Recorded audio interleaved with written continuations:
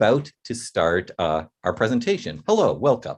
I am David Randall, Director of Research for the National Association of Scholars, and I'm delighted to welcome everybody to the latest of our webinars on American history. We've started from 1620 and the landing of the Mayflower, and we are now up to 1898, the Spanish-American War. I am going to mention briefly our three panelists and what they've done. More about their books, their esteemed list of publications is going to appear in the chat button below, along, I think, with Amazon links, so you can buy them all, which everybody should do. And so you'll get that quickly.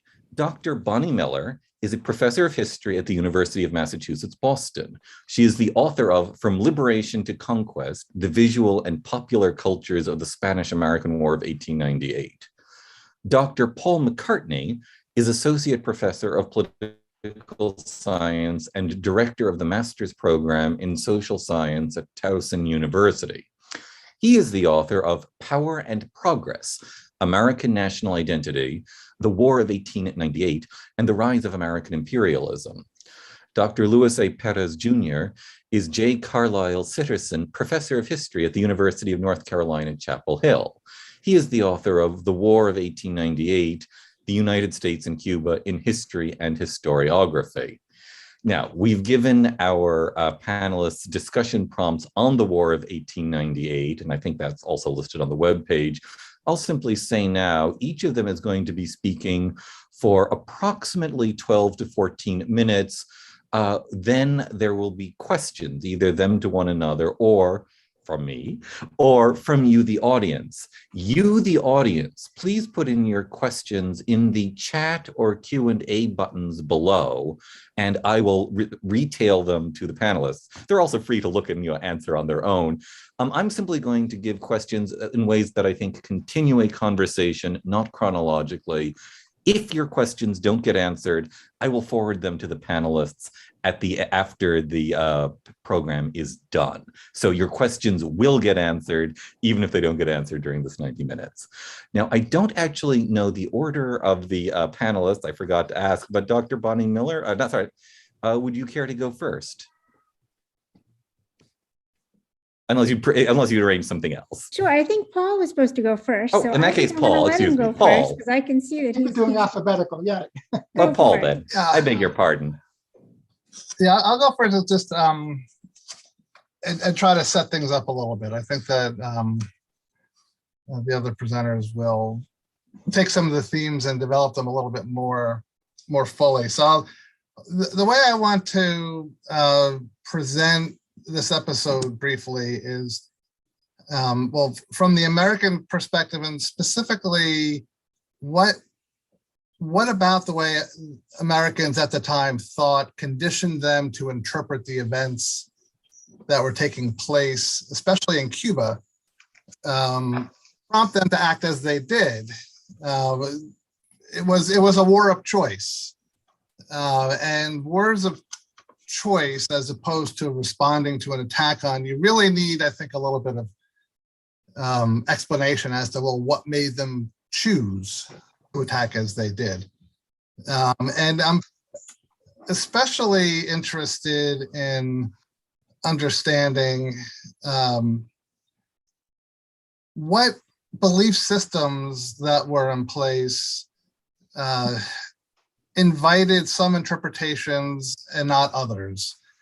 And the dominant interpretation of the time is that at that particular moment in history, I think Americans were starting to feel very much like an unrequited, if not superpower, then great power. That it was time to fulfill a destiny. And there were various reasons why Americans believed they had this destiny, for sure. But in the absence of the Civil War and the internal tensions leading into the Civil War, this moment might have happened sooner.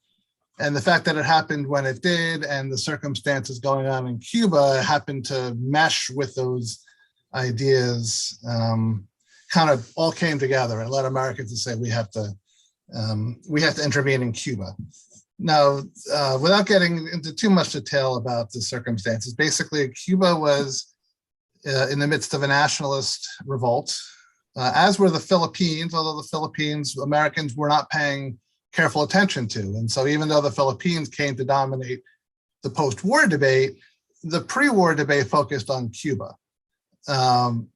And very few Americans had an interest in Cuba, and those who did, they were economic interests. And some of the political leaders had geostrategic interests because it was the colonial competition worldwide was going on of who gets to control what. And just a few years later, for example, the Roosevelt corollary to the Monroe Doctrine was announced of the USS. But for most Americans, none of that mattered. What mattered was that there was a humanitarian crisis that was taking place on the island. Spain was seen as a decrepit backward, lower race, lower religion, lower everything civilization. And how could the United States just sit by and let Spain do what they were doing less than 100 miles from our border?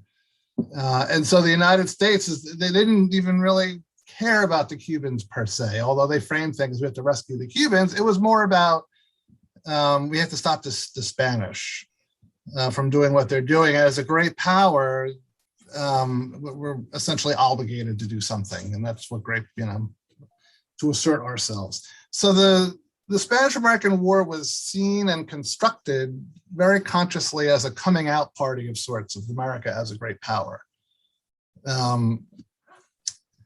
Now, the humanitarian dimension that I've touched on, I don't think it was a sufficient reason for Americans to intervene.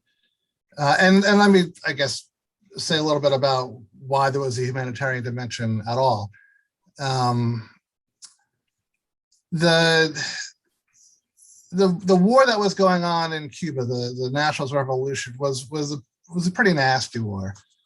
A lot of burning of fields and killing of animals and destroying crops to deprive.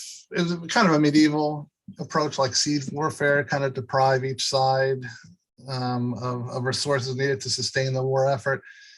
But things took a real turn when one of the Spanish generals initiated a reconcentration policy of putting the Cuban population into what we would today call basically concentration camps. And Cubans were dying of disease and hunger in massive numbers. It's one of those numbers we don't know for sure, but at the time, what the American people were hearing was it was in the hundreds of thousands. And so it was like, well, how could we let hundreds of thousands of people so close to American shores starve to death at the hands of these little Spanish? How could we let them, of all European powers, do this?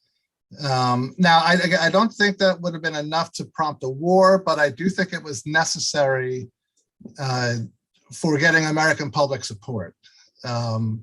Religious leaders in particular, rallied strenuously for doing something.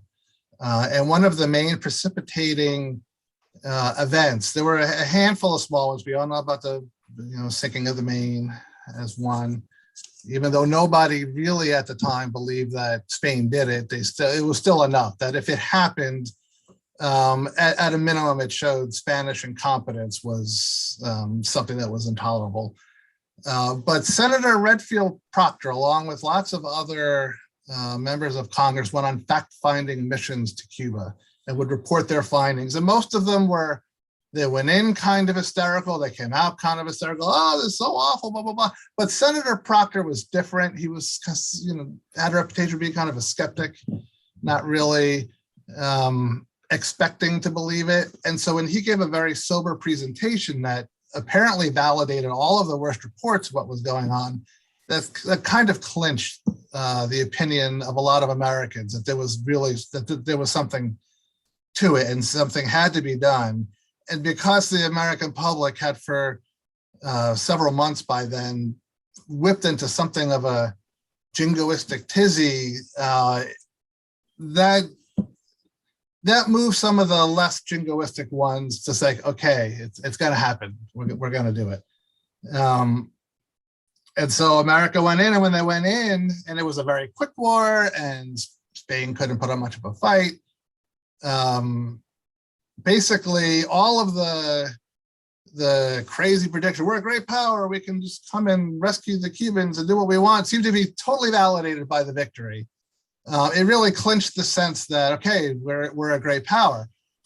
But the significance, there was a whole lot of significance, but the significant debate after the war was about the Philippine Islands, which no one really had on their radar at all going into the conflict, except for those who had a strategic understanding of Spanish vulnerabilities, which were then interpreted as American vulnerabilities when they became a colony of the United States, but those who wanted to access the Chinese market. But no one really paid attention. And, there's talk that a lot of the people responsible for American policy couldn't even find that on a map, let alone most Americans. And if the war had consensus support, very strong support in the American public, because it really dovetailed with this narrative Americans were telling themselves about how great they were and how superior they were for all these different reasons. And it seemed to jive with the moral narratives that they were telling themselves. Imperialism in the form of formal colonies did not as neatly. It certainly, it's the policy that won the day. So plenty of Americans and certainly the representatives in Congress, you need a supermajority to ratify a treaty. And it was through a treaty that the Philippines became a colony. Supported it, but strenuous opposition for a number of reasons. And I don't want to get into all of them, but some of the strongest opposition was based on racism. We can't let non-whites in as states. Territorial expansion previously was understood to be a way of adding future states to the Union. And there was no illusion among Americans, either policymakers or the general public, that any of the conquests were going to become states. Therefore, to add colonies without them becoming states down the line was recognized intuitively and very quickly as requiring a change in the structure and norms of American governance. And this was resisted by those who resisted. It violated the Declaration of Independence on its face in a very open, blatant way.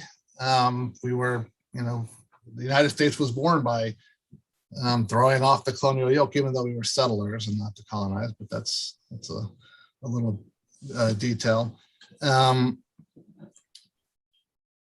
It was recognized that it would require a more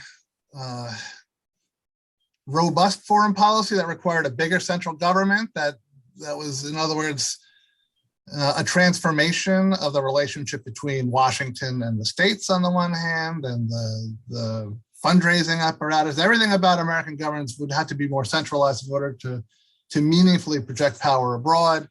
It was seen as it was, I mean, all of these were legitimate criticisms, as mimicking the European great powers at the time, which was in fact one of the motivations that we were consciously joining the Society of States as they behaved at the time. This was the era of the great imperial scramble, and we were seen as, and we saw ourselves as needing to win that competition or fall behind in it.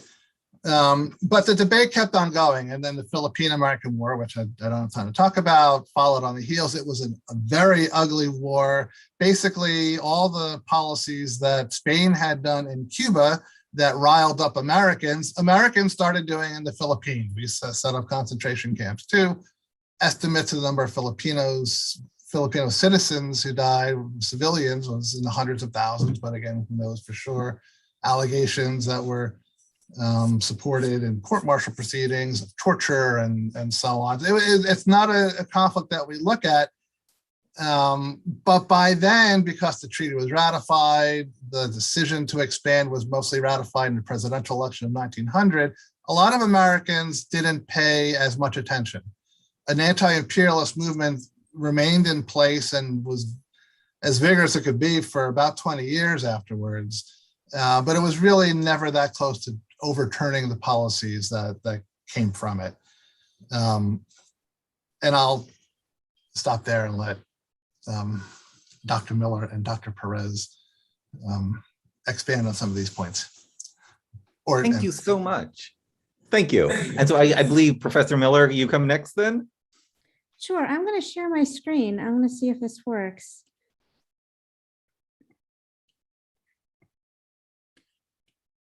Can you see that? Yes. Okay, wonderful. All right. So first, hello, everybody. I am Professor Bonnie Miller from UMass Boston, and I wanted to talk a little bit today about the American press, which is where my work has really been situated in galvanizing popular support for US military intervention in Cuba in 1898. Was this a press-made war? I want to spend some time talking about the conditions of journalism during the war and how the newspapers framed the Cuban crisis to compel readers' interest. The two newspapers with the highest circulation that kind of get the most focus, I'll focus on today, were William Randolph Hearst's New York Journal and Joseph Pulitzer's New York World. Both of these were accused of yellow journalism for prioritizing sensation over truth. First used in 1897, the word yellow journalism referred to both the nature of the news content as well as the form in which it was delivered. So the Journal and the World regularly printed splashy headlines, bold layouts, vibrant illustrations, and vivid firsthand accounts in order to stir interest in the Cuban cause. Although there were many newspapers that employed these techniques, the term still became shorthand for criticizing the New York papers, which you can see in this cartoon here from the Minneapolis Journal. What distinguished the Journal and the World and a few others was that these papers were the primary ones to employ field correspondents who traveled for extended periods alongside the Cuban insurgents, who were, of course, fighting for independence from Spanish colonial rule. These papers offered subscription services to editors nationwide, so their reports actually circulated broadly. What can we learn from this historical episode about the power of the press as an agent of political and social influence? The Cuban conflict was an illuminating moment in the history of journalism because these American editors mobilized readers to feel emotionally invested in an international affair. So to understand this, we need to start, I think, by recognizing the culture of press bias in the 1890s. Conditions in Cuba hampered the press from having firsthand access to events on the ground. Editors could have acknowledged these limitations to readers, but instead they doubled down and employed a toolkit of strategies to embellish the facticity of their very highly speculative reporting. At the same time, shared cultural expectations of Spanish depravity, American heroism, and colonial victimization allowed readers to buy into these false narratives more readily. These factors created the perfect storm for fake news to gain sway, seeding widespread support for US intervention to end Spanish rule in Cuba. Serving as a field correspondent during the Cuban crisis was a really challenging assignment. The escalating violence placed correspondents in real danger. Out of hundreds of correspondents covering the crisis, only 5 in total gained prolonged access to the insurgents. And these guys worked at great personal risk. By interacting with the insurgents, they were violating Spanish law, and indeed, many of them were arrested. To limit access to the interior, the Spanish regime constructed a fortified barrier that spanned the island. And if the correspondents managed to get through it, they still had to find a way to get their reports back to the mainland. Spain strictly censored all dispatches, and correspondents had to find couriers to smuggle their dispatches aboard ships to Key West. Given these obstacles, most journalists did not cover the conflict from its epicenter.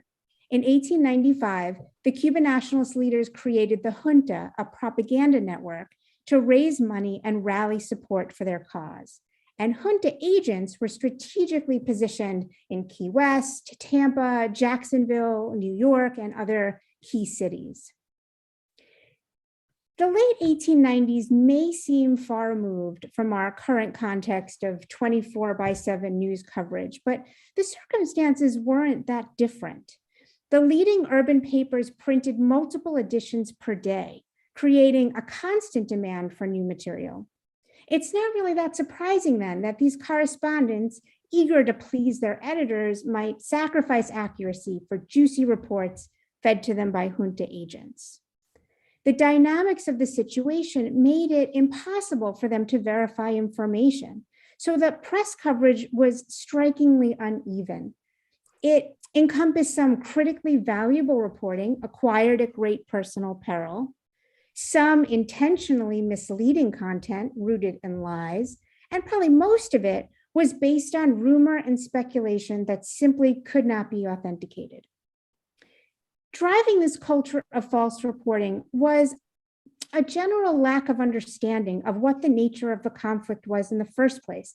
This was not a war in which two armies confronted each other in discrete battles. Cuban General Gomez's army evaded direct confrontation with the Spanish, scouring the countryside, burning sugar plantations, right? Paul talked a little bit about this, leading Spanish General Weyler in 1896 to institute the Ricans concentration policy. This rounded up the rural populations of Western Cuba and moved them into these fortified camps in order to cut off the insurgents' supply. So if you think about it, these Cuban civilians were truly caught between a rock and a hard place. The insurgency scorched their systems of economy and labor, while the reconcentration order detained civilians in camps ill-equipped to support them. The select group of correspondents, the ones here on the screen, who gained proximity to the insurgent army, were in the best position to explain what was happening, but they were hardly objective themselves. Nearly all of the field correspondents sympathized with the Cubans and saw themselves as active stakeholders in ensuring their success. The World's Sylvester Scoville, for example, moonlighted as an intelligence operative. The one exception, I'd say, is New York Herald correspondent George Bronson Ray, who prided himself on giving a balanced account of both sides. While even he admitted to sympathizing with the Cubans, he also sought to hold them accountable for their share of atrocities and intimidation tactics imposed upon the Cuban civilians. Junta agents recognized that minor skirmishes and evasion techniques don't make for compelling copy. So they fed hungry press correspondents a steady diet of false battle accounts. Ray positioned himself as whistleblower of the whole charade, and he sought to expose it. In his words, he called it the true rottenness of the whole affair. He actually nicknamed the Associate Press a fake news factory. Sounds like today, doesn't it? The flood of Spanish atrocity reports blamed the situation entirely on Spanish repression, when the truth was more complex. It was the compounding of insurgency strategy and Weyler's reconcentration order that turned the situation into a full-blown humanitarian crisis. Despite the difficulties of securing accurate reports, many editors presented an unqualified case of Spanish oppression to their readers. This was a historical moment defined by advocacy journalism, and editors unapologetically deployed alleged facts in the service of whatever agenda they sought to advance. So what I wanted to do is to just present 6 key strategies, rhetorical strategies, that these editors used to incite readers to action. The first one is establishing simple, compelling narratives. Newspaper editors were masterful storytellers who tugged at readers' moral heartstrings by framing Cuba's struggle for independence as a melodramatic tale of good versus evil, of the defenseless confronting power. The Spanish brute, as you see here, became a familiar character in political cartoons across the country. The Cuban victim was often portrayed as the damsel in distress, either completely vanquished, as you see here, or chained, emaciated, or on her knees. The recurrence of this visual and textual messaging normalized Spanish barbarism, setting expectations to substantiate any claim of Spanish treachery. The second is attributing reports to correspondents on location. For the few papers that had the resources to send reporters on site, they loudly proclaimed it, celebrating their insider access. So for instance, as pictured here, the World published a front page spread of Cuban General Gomez. You see his portrait. And I'm going to read to you the caption that's below the picture.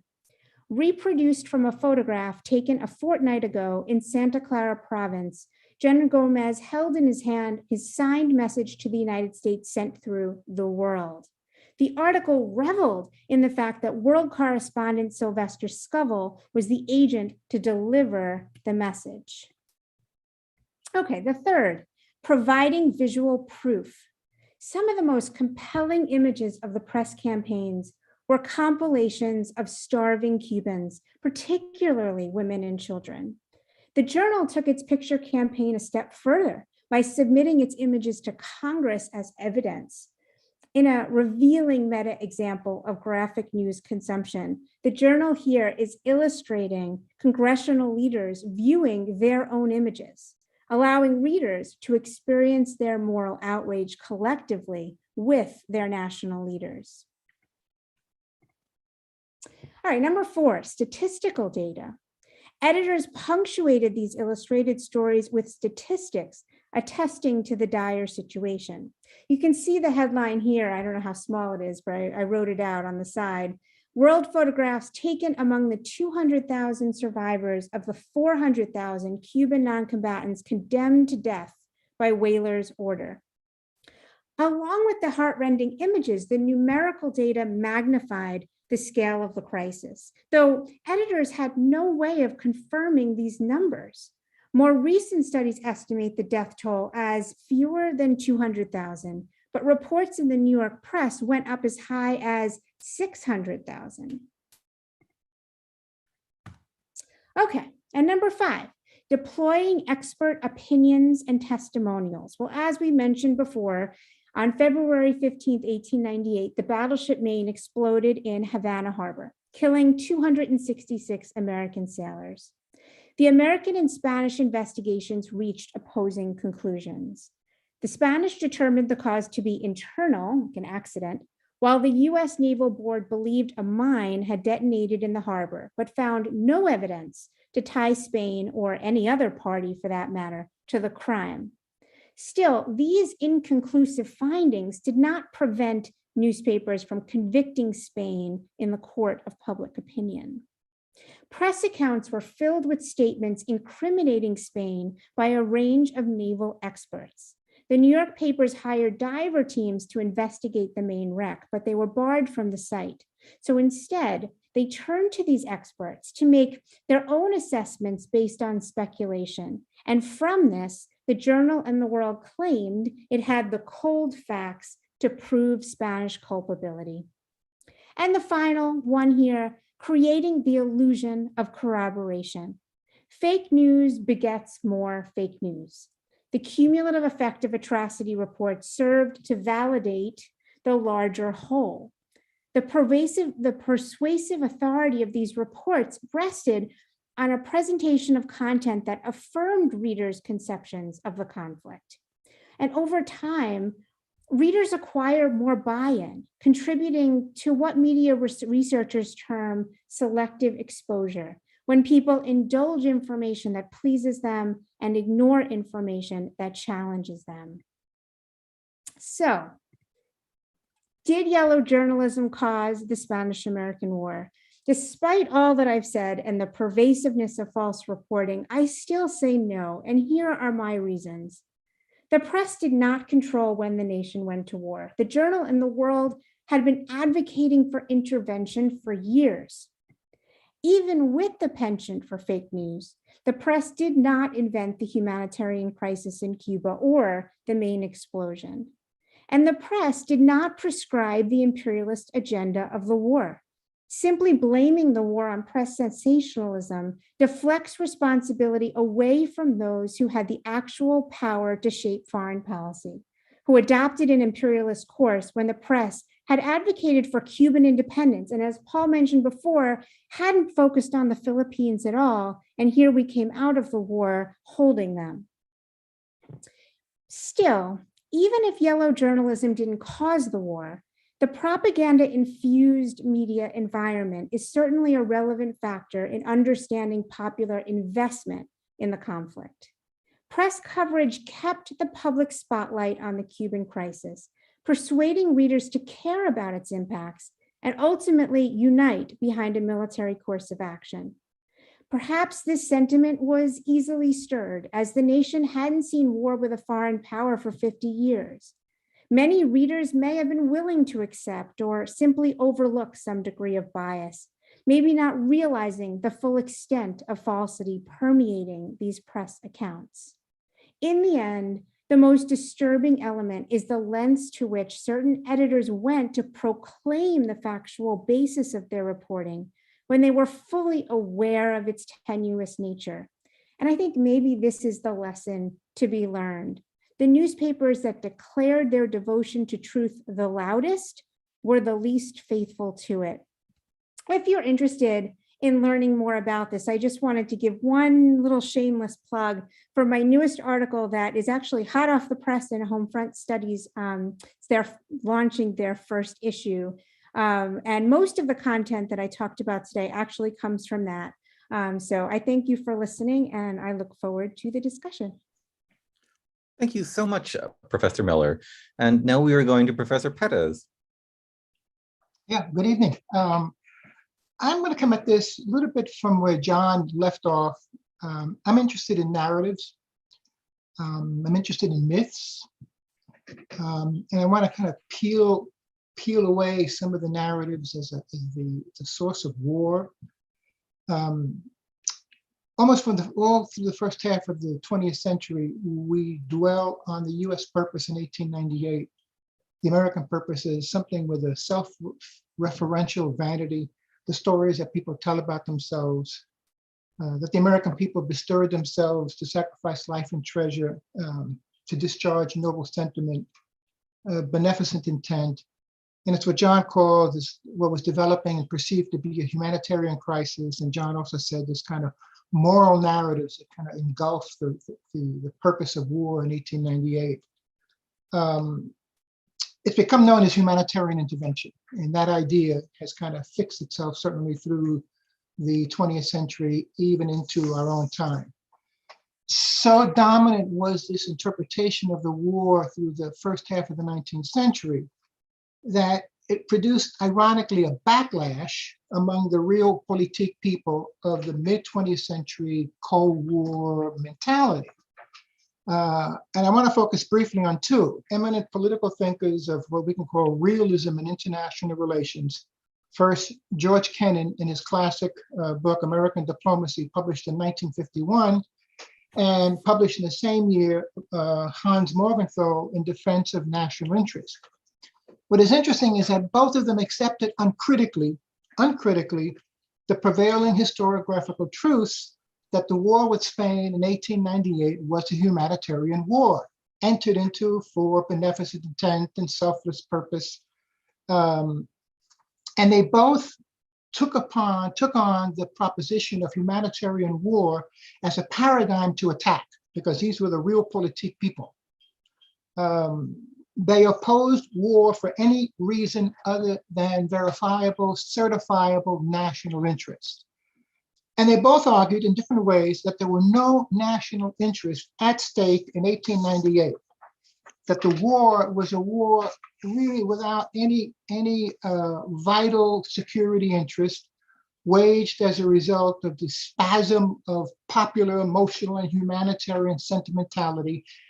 And both of them frowned on this cause for war. I just want to pull out a couple of sentences from each. Kennan argues that war should be waged only on behalf of national security interests and not sentimental impulses. And he writes, it would have been possible for us to have said that it was none of our business. Our national security was not threatened, argues Kennan. And he says, 1898 was not, and I'm quoting, solemn and careful deliberation, It was a war resorted for subjective and emotional reasons. Morgenthau followed suit. In 1898, Morgenthau argues, was the point at which the United States went astray, when US abandoned policy based on clear articulation of national interests to pursue ambiguous and abstract moral principles at the expense of strategic interests. Morgenthau criticizes what he called the intoxication of moral abstractions as the environment, the milieu in which the war occurred. He wrote that McKinley was ignorant of the bearing of the implications that this had for the national interest, and he was guided principally by moral principles completely divorced from the national interest, close quote. The irony of this is that the Kennan-Morgenthau critique of the war as a humanitarian project actually served to fix the credibility of the humanitarian intervention, because now we have two camps. We have the real politicians who are arguing no, no, no, and then the other camp, which is the humanitarian interventionists who say yes, yes, yes. I want to suggest that this is a false dichotomy. In fact, Morgenthau and Kennan were, dare I say, ignorant of the history of the preceding 100 years. I want to agree with both John and Bonnie that the cause of Cuban independence, the cause of the Cuban insurgency, was immensely popular in the United States among the Cuban people, in the newspapers, in churches, in civic clubs, in public opinion. The popular clamor for war against Spain was loud and clear. And I think both John and Bonnie have indicated this was a surge of opinion that had some compelling basis to it. But to attribute this as the cause of war really is derived uncritically from a normative premise. And let me put this in the form of a syllogism. In democracy, government responds to the will of the people. The United States is a democracy. People wanted war with Spain, and the United States acquiesced to popular opinion. In fact, I would argue that the war with Spain, that is the US intervention in Cuba, was very much about national strategic interest. It was very much realpolitik, precisely calculated to advance American national interests, interests that have a history that goes back with origins early in the 19th century. If one takes a look at the map of the United States and in the Caribbean region, after the acquisition of Louisiana and after the purchase of Florida, one discovers that Cuba develops as the southern frontier of the United States. There it is, entrance into the Gulf of Mexico, entrance into the Caribbean, the Windward Passage, the Yucatan Passage. There is Cuba standing astride as the southern frontier of the United States. At which point, into the American imagination enters this prepossessing idea that Cuba was indispensable to American national security. The security, perhaps many argued, even the survival of the American Union depended on the acquisition of Cuba. A sense of national completion seemed to depend on the acquisition of Cuba, without which the American Union seemed to be unfinished, perhaps incomplete, maybe even slightly vulnerable. Just a couple of quotes that I want to just subject you to kind of to support this. John Adams, 1823, and I quote, "It is scarcely possible to resist the conviction that the annexation of Cuba to a federal republic will be indispensable to the continuance and integrity of the Union itself," close quote.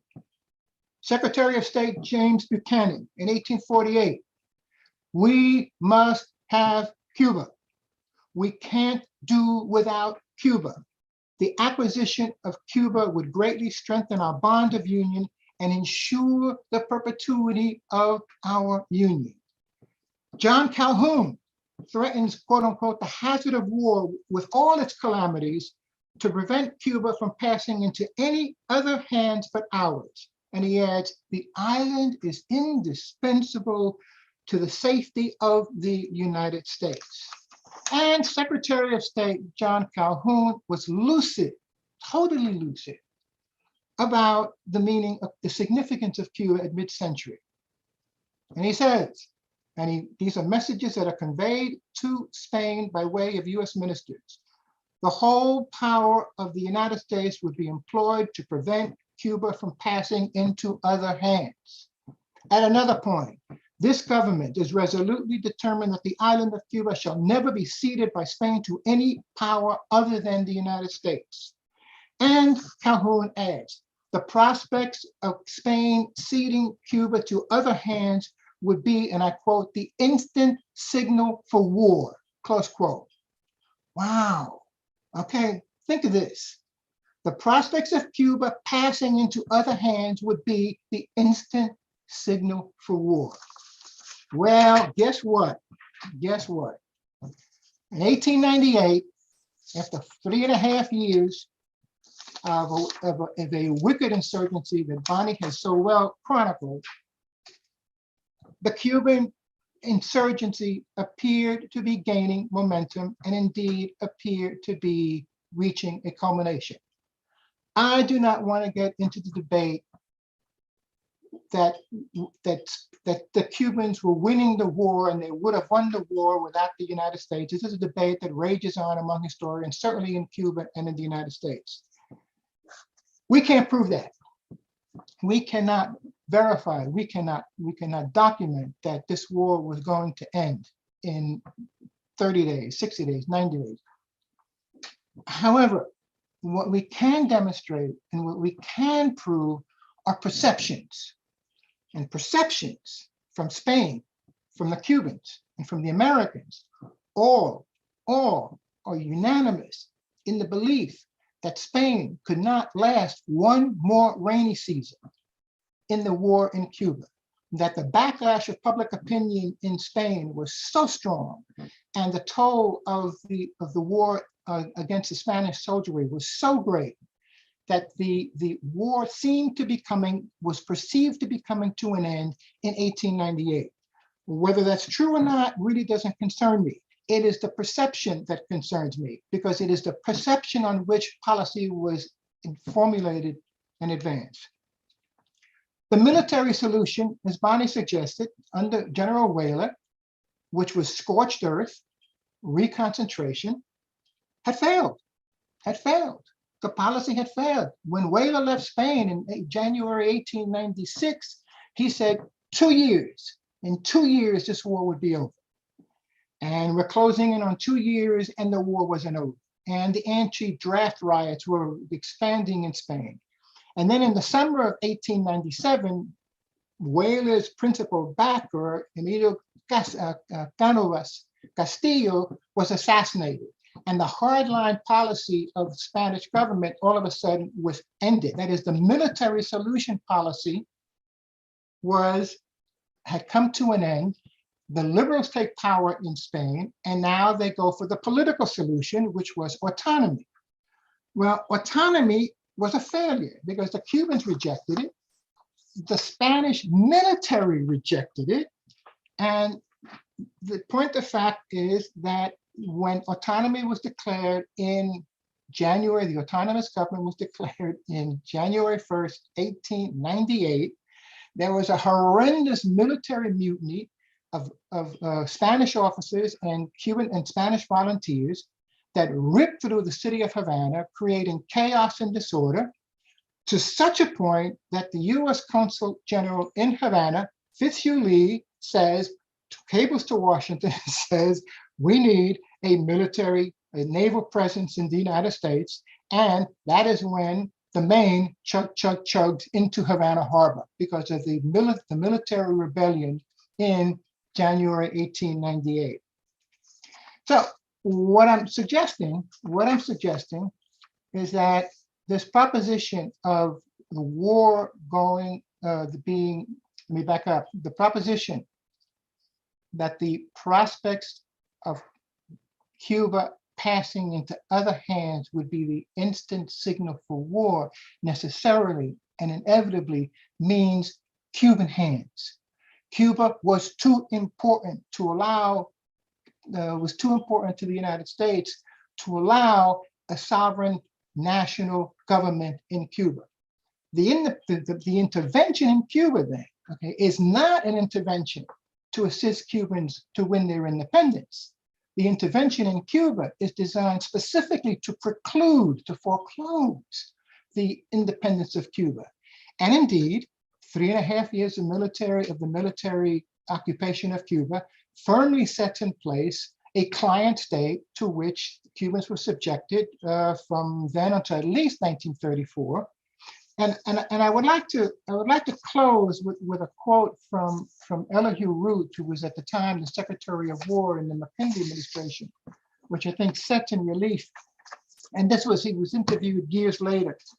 The trouble about Cuba, Root argues, is that although it is technically a foreign country, okay, check that out, technically a foreign country, practically and morally, it occupied an intermediate position, since we have required it to become part of our political and military system and to form part of our lines of exterior defense, close quote. This is the dude who shaped US policy all through the McKinley administration. So from the very outset, the intervention in Cuba is not an intervention to assist independence in Cuba. It is an intervention to integrate Cuba into the American national system. And of course, that sends a pebble down the hill in a history for all the history that follows and culminates on January 1st, 1959, with the triumph of the Cuban Revolution and the rise of Fidel Castro. It's something of what historians like to call this kind of blowback. It blew back.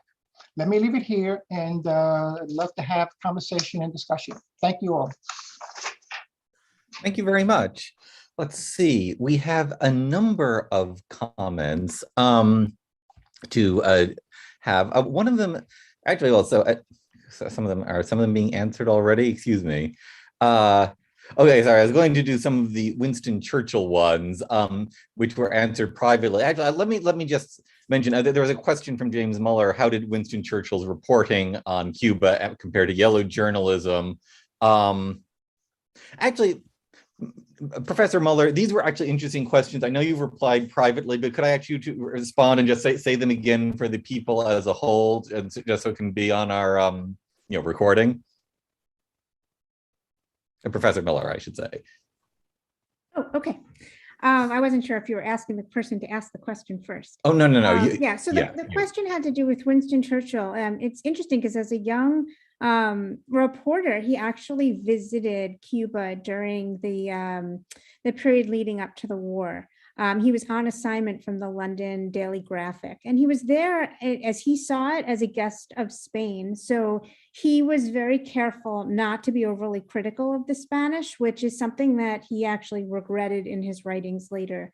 But the question had to do with what his perception was and how that fit with the yellow journalism strategy. And actually, it fit perfectly because Churchill was really baffled by what he saw. Most of his comments had to do with the lack of discipline that he noticed amongst the Cuban army. He called them an undisciplined rabble. He noted that they were an army of colored men, and focused on those attributes because he didn't see the kind of conventional military battle scenes that he was expecting to see.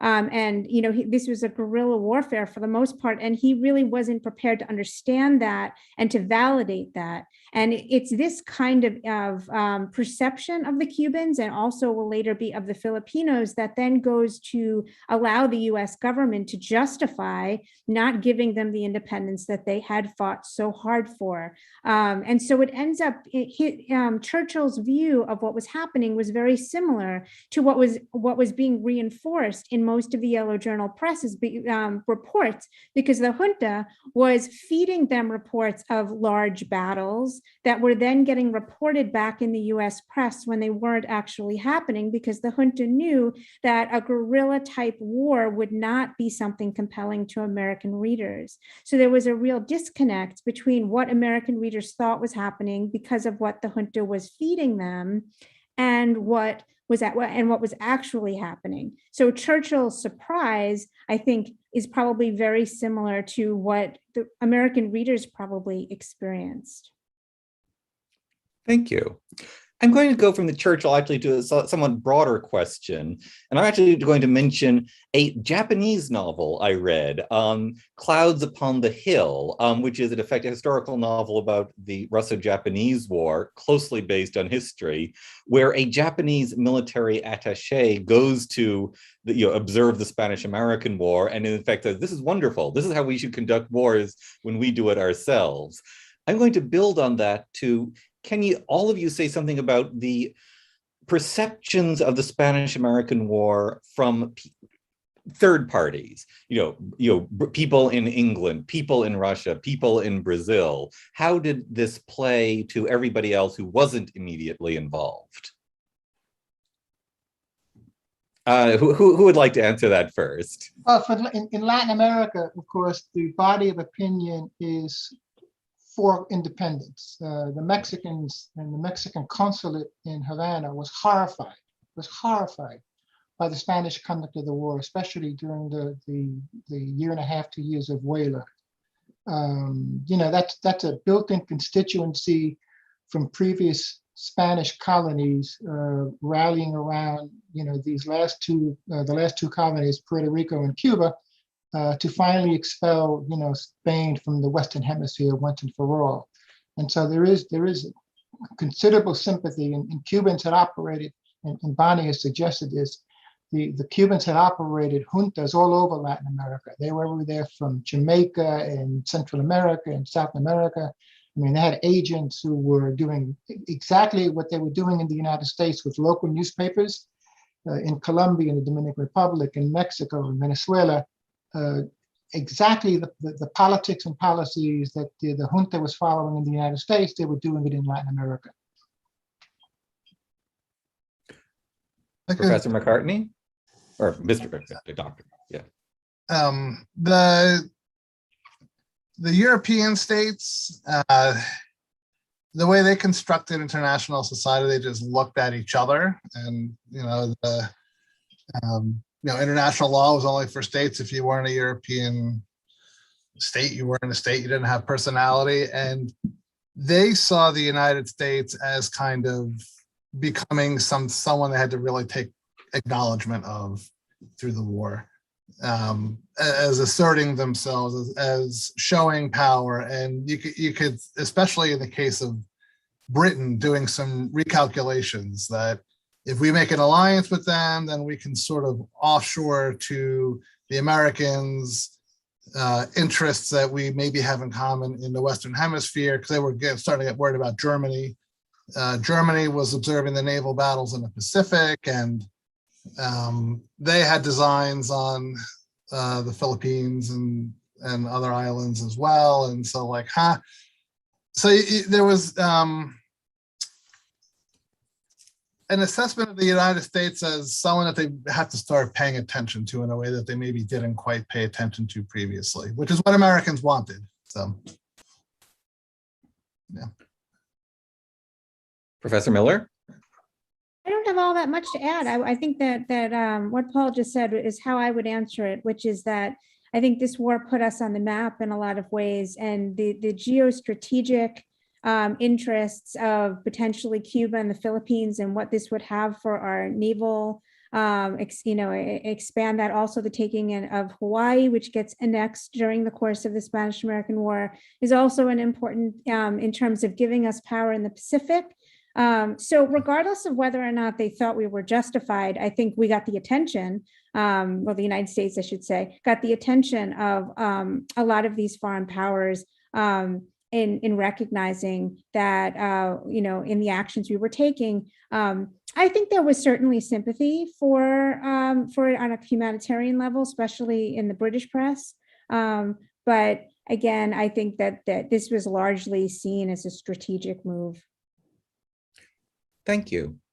Hey, David, excuse me, can we talk among the panelists just to each other? Oh, sure, sorry, yeah. Yeah, I mean, if I could, I don't want to preempt the questions, but I wanted to follow up on something that Paul said. And it resonates, when, as I think, Paul, you said that it was like a coming out, this was the American debut on the world stage. And I had thought about this. I mean, I think that is, a view that all of us have kind of subscribed to in varying degrees, because it certainly was a point of view that was advanced at the time. And certainly Roosevelt, Lodge, and Mahan, and these people were all, on board for that.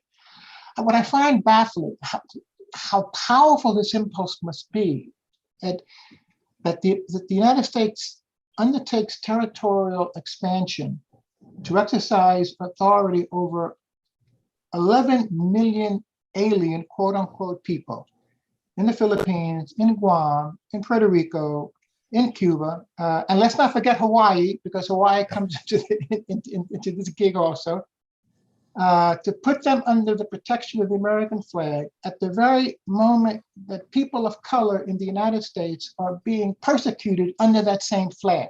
Yeah. I mean, we're talking about Jim Crow, we're talking about the Ku Klux Klan, we're talking about Mexicans being lynched, African Americans being lynched, Wounded Knee, the lynching of Italians in New Orleans, the anti-Chinese Gary Act of 1892, the Wilmington race riots. All this is happening in this decade. And at this very moment, when people of color, and of different ethnicities are being, harassed and harried, the United States goes out and incorporates 11 more million, quote unquote, alien people. Yep. Any way to how we reconcile this? No. I mean, that's exactly what the anti-imperialists were saying, is that how are the same folks who are doing all the things that you said, and they would catalog them, claiming to be engaging in benevolent assimilation? Like, where has the benevolence been hitherto in dealing with anyone? And this was the era of disenfranchisement, the rise of lynching as a practice, and this was recognized, and that was part of why the debate over imperialism had the special flavor that it did. Is given that context, it was understood by everyone involved that there was no way that the islands were going to be admitted as co-equal states of the Union, right? And even though the United States in expanding had been conquering non-white people all the way through, there was a sort of, well, there aren't a whole lot, so we could be patient, let enough white people populate. This was, for example, in Arizona and New Mexico. And then when the right race is there in a sufficient numbers, then we could admit them into the Union. And that was not a prospect for the Philippines and Puerto Rico and Cuba. And so they knew that structurally the logic had to be different. And so this was a grappling, like, can our system of government accommodate this? Because everything was seen through the prism of race. There was no separating the institutional or normative expression of the goals of the United States by taking race out. So race was woven in on both sides. And so for the imperialists, the ones who won the debate, it was their policy that took over. It was like, well, we're going to improve. And reading the debates in the halls of Congress was jarring all the time. Like, they would just say things, so blatantly and openly on the floor because of justified positions. Well, of course we can't. They're not white, and whites. There was a belief that in order to have a democracy, it's like you had to have a gene, and only whites had the gene for democracy, and so there was no way that they could even become democratic. And so the idea was that either, and this sort of maps in with what you were saying about Cuba falling into Cuban hands. Either for all the island possessions as they became, they would be ruled by the inhabitants, amazingly, and they were incapable of ruling themselves in the minds of the Americans who had power. And so that was unacceptable. Or someone who was not American, as Germany was raised a lot, was going to rule them instead, or Spain was going to continue if we gave them back. And everyone else was going to be inferior.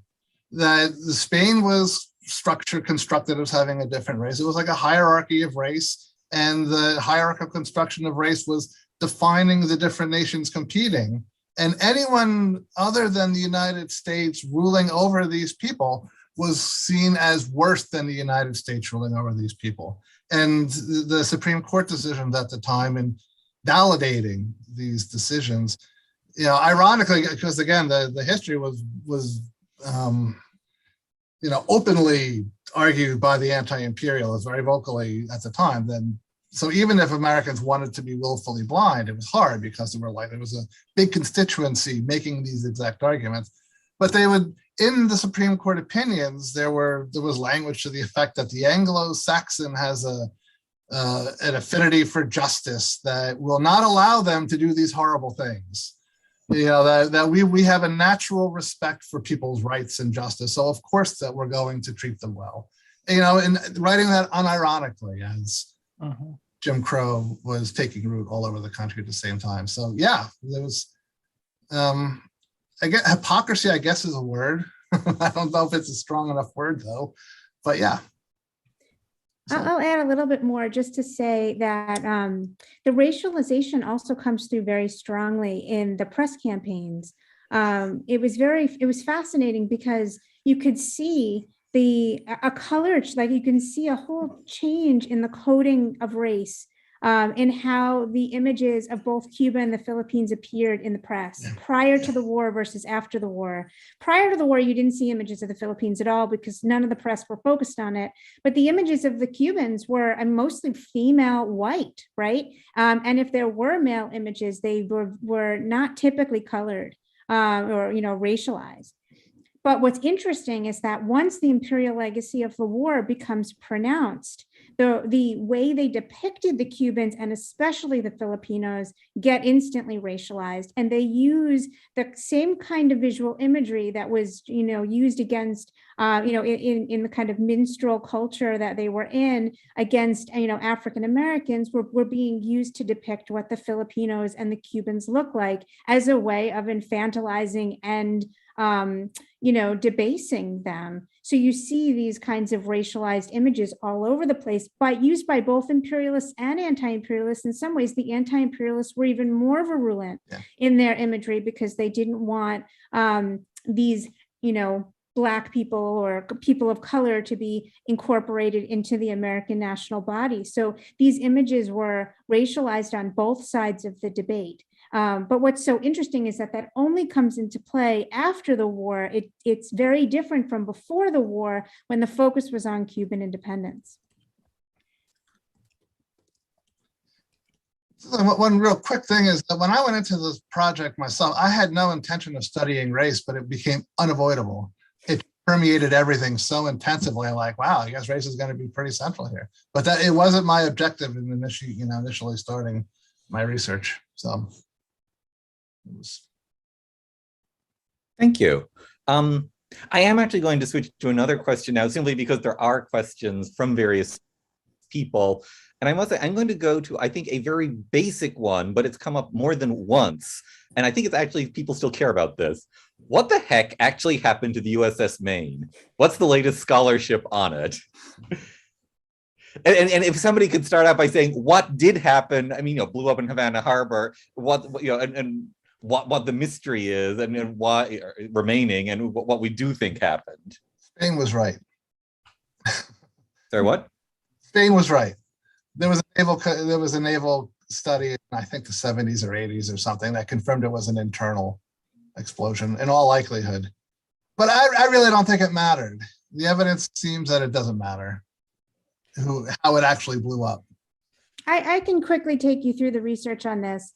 Of course, in 1898, as I mentioned, the U.S. Naval Board concluded it was external. They weren't exactly sure how, but it was clear that they thought that it was coming from some kind of an explosive device.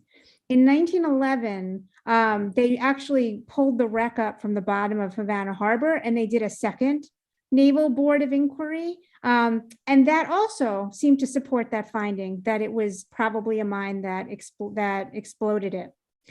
In the 70s, and I think this is what Paul is referring to, two naval experts decided to do another round of investigation, and they concluded the opposite. They thought it was probably an accidental fire that began in the coal bunker.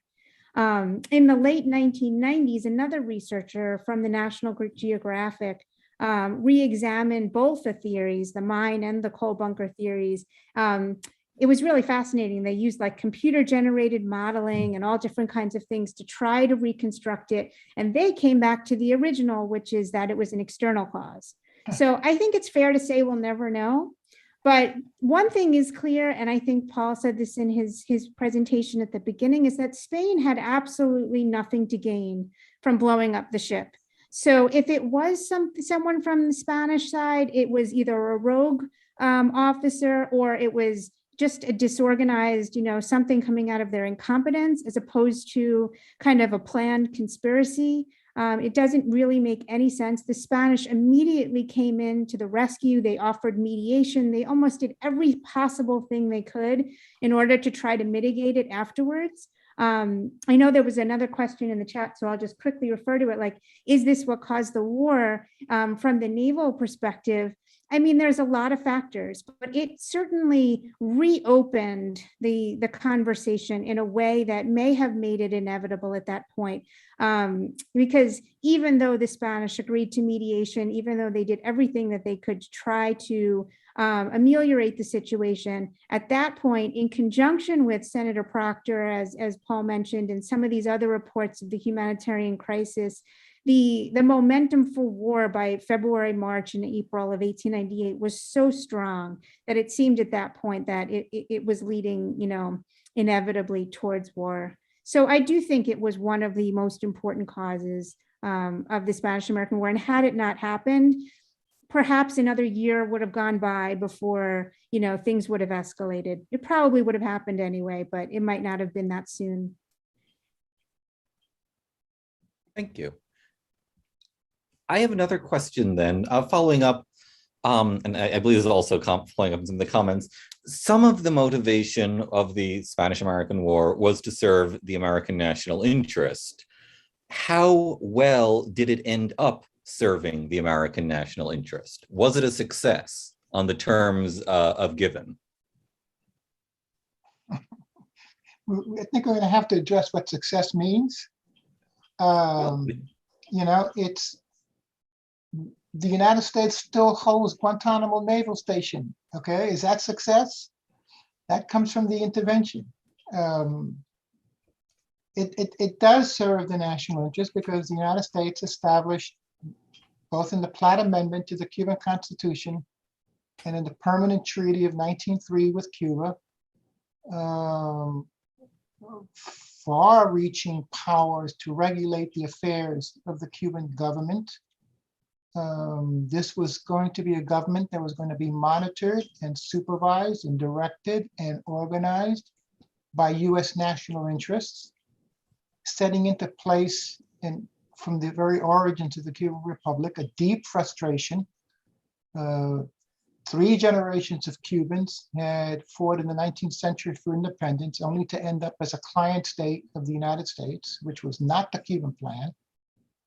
And that, as I suggested in my closing comments, that just sets in motion a frustrated nationalism that continues to percolate all through the 20th century, and finds a culmination on January 1st, 1959, with the triumph of the Cuban Revolution.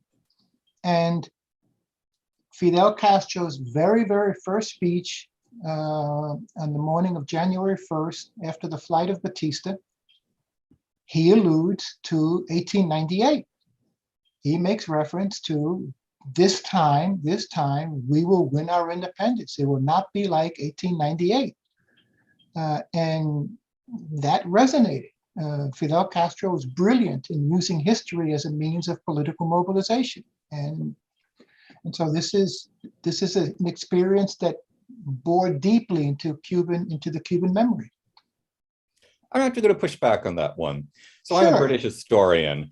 One of the great things about Irish history is the revisionists who say that all the Irish nationalists in the early 1900s, late 1800s, who are arguing a connection with the British wars of the 1500s and 1600s, is all basically entirely confected. There is no solid thread of memory between the 1500s and 1600s and the 1800s and 1900s.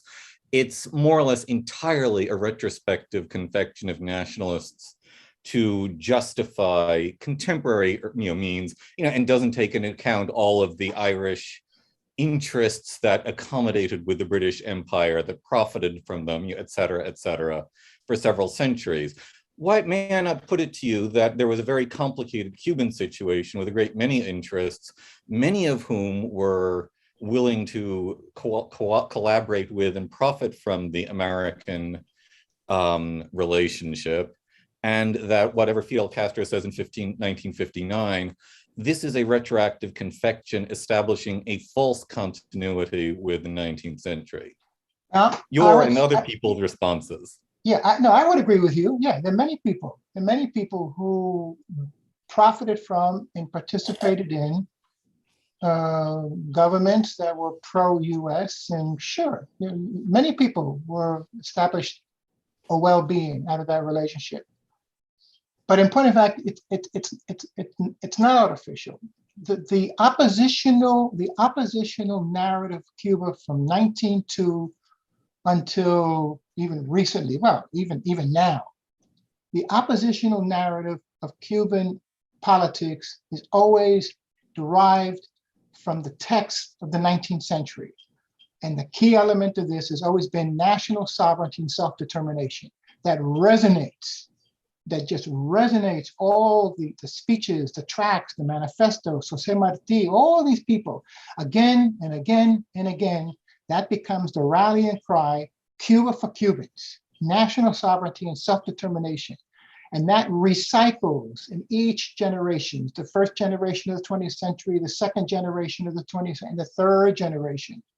And so that narrative, that historical narrative, becomes the platform upon which oppositional politics in Cuba enjoyed amazing resilience all through the 20th century. Other people? I could broaden a little bit and just say that what both said is true of all national identities and nationalist movements. They're all constructed, they're all narratives that reflect only one perspective. I mean, I don't want to oversimplify like a whole range, but they're going to be competing constructions of the country, and different folks might give a different narrative of it, and every national identity has those features of being constructed by people situated at a particular vantage point, and which precedents they find most important are going to shape their narrative. That's true everywhere and always. I would add that its success is all relative, and certainly the American people celebrated Spanish-American War as a victory. It was the surrender of the Spanish was definitive. But if you think about the implications for the Cuban people, for the Filipino people, for the Hawaiian people, for the Puerto Ricans, et cetera, I don't think they would see it as a success, right? This was a success for white supremacy in the world, for white privilege. It was a success for imperialism. I don't see that as a success because I see the domination, and I see the vanquishing of the self-determination that America claimed to be wanting to profess. But I think maybe the better story, the resilience, is what Lou was talking about, in the fact that these native cultures did persist, and in very important ways, and did resist, right? And in the Philippines is, of course, the perfect example.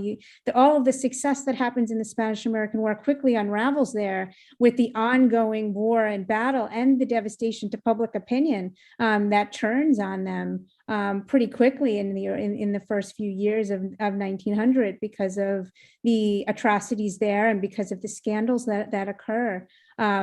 So that resistance was real, and that is really, I think that's the story to tell, as opposed to thinking about this in terms of the success of American global power. I'm going to say that Americans will continue to have an interest in American national interest and its success. But I'm actually going to turn to that to American popular culture at the time. I'm wondering if dividing it into critics and supporters of American imperialism might be too simplistic. And I'm thinking at this point of Mr. Dooley, Finley Dunn, writing his wonderful comic, Finley Peter Dunn, writing his wonderful comic essays, Roosevelt Alone in Cuba and so on, where it seems to me that he can't be reduced simply to a supporter of, or an opponent of the Spanish-American War, but that there's a certain amount of critical and comic distance there. And I guess, what do we think of, should we be thinking of the American culture at the time as simply divided into supporters or opponents, or is that actually only a small part of what people care about, a small part of how they think about it? John and Bonnie, can I invite you? I mean, it's a very good question. I remember years ago reading that the 1900 election was a referendum on imperialism. Does that interpretation still hold? And to David's comment. Do you want me to take it? Yeah. I mean, I think it was, and I think that William Jennings Bryan, he made a point of putting anti-imperialism kind of at the front of his campaign, and of course loses. But I mean, I would say I don't think it is a simple binary of imperial, supporters and anti-imperialists. I think that there was so many reasons. I mean, there were those who were coming at anti-imperialism from a constitutionalist standpoint, those coming from a more racial oriented, those seeing it as, an economic issue, that it would be too costly for us to have to run governments in these places when we could just be trading with them, but it's still essentially an imperialist model. I mean, there was so many different variations to the arguments on both sides. I mean, I think we can group them and say there were like a set of anti-imperialist arguments or a set of imperialist arguments. And I think that's kind of how a lot of historians have approached it. But I think there's really a wide spectrum, and there certainly were reluctant imperialists and, those who are reluctantly anti-imperialists. Like it wasn't just a simple black and white issue for many. And I think that was part of what was so complex about it, was that people were coming at it from very different perspectives. But I'll add that there was an organized anti-imperialist movement. That it was formed specifically to oppose it, and first to oppose the ratification of the treaty, then basically backing Bryan somewhat, and that's where the mugwumps came from, the Republicans who oppose imperialism, so kind of caucused, for want of a better word, with the Democrat Party. But then it survived. They then mobilized around the Philippine-American War, and they persisted for a long time thereafter. So there was a political movement, and it was pretty widespread. It was mostly centered, I think, in Boston, but they had rallies all over the place.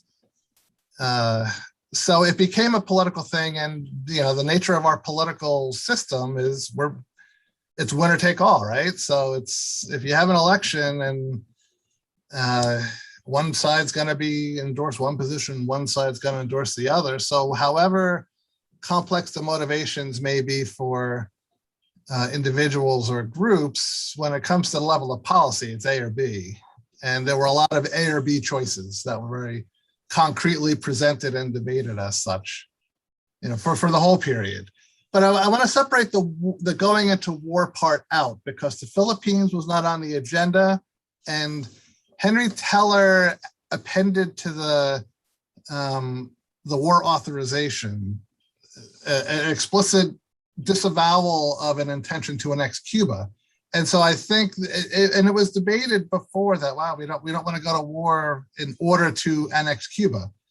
And so I think a lot of people maybe had a false confidence that was put to rest. And so the debate to war then became in people's conscience, just we're just going to be, helping out the Cubans. And then the imperialism debate came afterwards, when it was pretty clear that the intention was to hold on to the spoils of war, which were people, island peoples. So, and that's when it became a debate. If you ratify a treaty, you're making a choice on it. So it's, yeah. I'm going to actually follow up on your use of the word imperialism. How much is imperialism as an abstraction already a concept at that time? How much does the Spanish-American War forward the evolution of a concrete abstract sense of imperialism? And would they have just talked about empire or some other word? But this use of an abstraction, in fact, was that actually used at the time, or is this an academic word being used in retrospect? It was the anti-imperialist movement. That's what they called themselves. Well, that was, it was a word, and this was a period of colonialism, and so this was not unfamiliar at the time. Now, the proponents of imperialism understood some of the negative affect, we'll say, of the term, and so they called themselves expansionists. Right. The opponents said they called themselves the anti-imperialist, and imperialism was a word that appeared everywhere. So it's not an add-on subsequent. That was an at the time term. But I would agree there. There was a concerted effort on the part of those advocating for these policies to distance themselves from the imperialists, because they didn't want to be put in the same category as their European rivals. They wanted to be seen as morally righteous and and doing things for the right reasons. So they couched it in terms of expansionism versus imperialism. But the anti-imperialists were having nothing of it, and they were calling it imperialism every chance they got. How much does this distinguish America from the European imperial powers? That is, do we have a greater dislike of the use of the word empire? Is imperial more of a negative polemical term for us than it is in Britain, in France, Germany, Russia? Or do they also use euphemisms? I think it goes back to American exceptionalism. I think that because America claimed to be born out of a colonial struggle against imperialism, having been, a colony of Britain, even though they were a very different colony of Britain than imperialism in a lot of other parts of the world. I think they had this kind of perception, or Americans tried to push this perception of themselves as being inherently anti-imperialist, which is of course not true when you look at even just the continental expansion and the destruction of native and indigenous peoples, and that of course gets extended into overseas colonialism by 1898.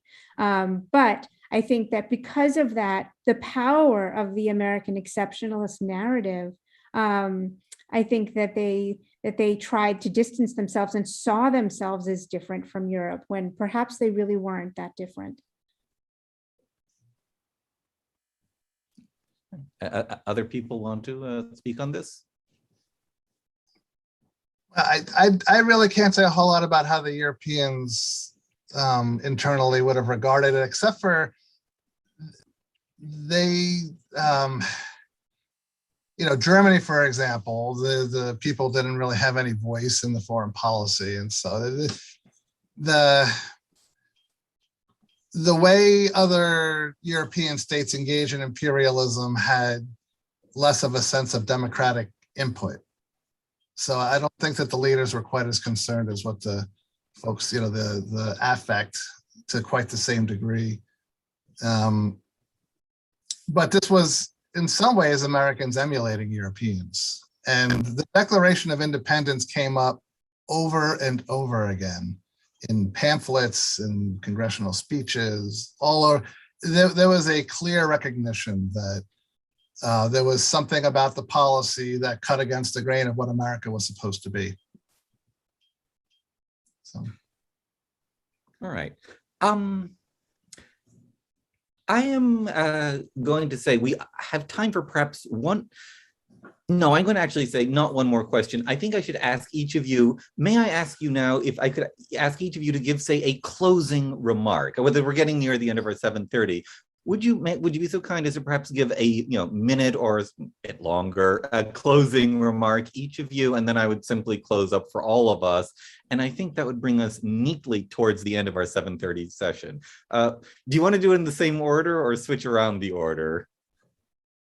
Okay, I guess the same is easy.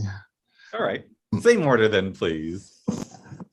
I want to say that I approach this subject probably differently than a lot of others. For me, the topic is interesting in the light that it shines on how Americans, and not just Americans, I study America, so, but how people come to understand and define themselves through policy choices, and how they manifest underlying concepts and cultural constructs in action, and through those actions inform those underlying concepts in turn.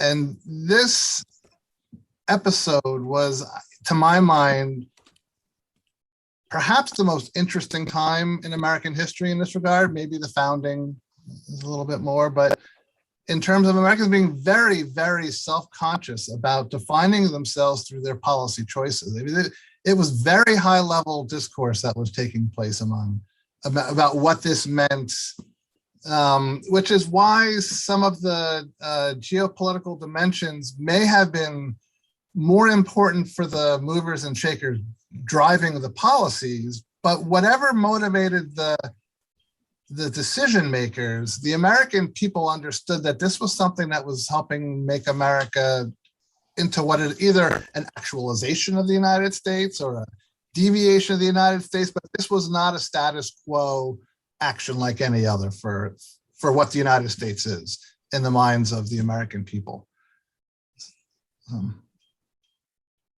Thank you. Professor Miller?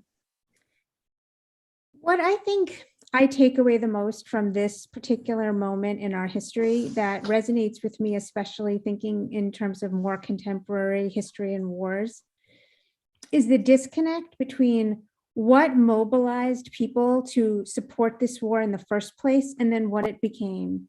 When we're looking at these press campaigns from 1895 to 1898, these were press campaigns for Cuban independence, and the press were incredibly compelling in all of the different strategies that they used. And it wasn't just in the press; it was in theater and all different forms of visual and popular culture. I mean, I was amazed in my research and just seeing how many ways this Cuban narrative was circulating and that people were so invested in it. And yet from the moment that we started the war, the war was declared at the end of April in 1898. A couple days into the war, President McKinley begins with the Battle of Manila Bay in the Philippines. There are hundreds of US correspondents sitting in Havana waiting for the war to start, and only like 3 are in the Philippines, and they have no idea. They think they got the crappy assignment, right? And they're there like, nothing's gonna happen. And all of a sudden the Battle of Manila Bay happens. This catches the press completely off guard. And here the press had mobilized the American people to fight a war that was very different from what President McKinley and his administration led. I think about like the wars in Iraq and Afghanistan, what may have propelled us, the narratives about 9/11 and all this kind of propaganda, and that has a very strong emotional resonance, becomes very different when it then becomes part of this, the geopolitical strategy for an administration that is in no way tied to the goals that were set by those who were pushing for war in the first place. So I think that's a really important takeaway from it, is just to see how the administration completely transforms the narrative of what the war was about once they had the opportunity to fight it, and that this ends very differently from how it starts. Thank you. Professor Pérez. A couple of points. Number one, I always enjoy collaborating, working with my colleagues in American history, because it's just a lovely juxtaposition of perspectives. I kind of operate in my work. I dwell at the receiving end of American history, and I see how the policies that are articulated in the country kind of get transacted and translated into policies in this case, Cuba. I don't think we fully appreciate how very close the war in Cuba came to being a calamity for the United States. The Spanish army was decimated, not by insurgent bullets, but they were decimated by the mosquito, the unsung hero of Cuban independence. They were decimated by yellow fever and malaria and dysentery. I mean, the list is long, it's long.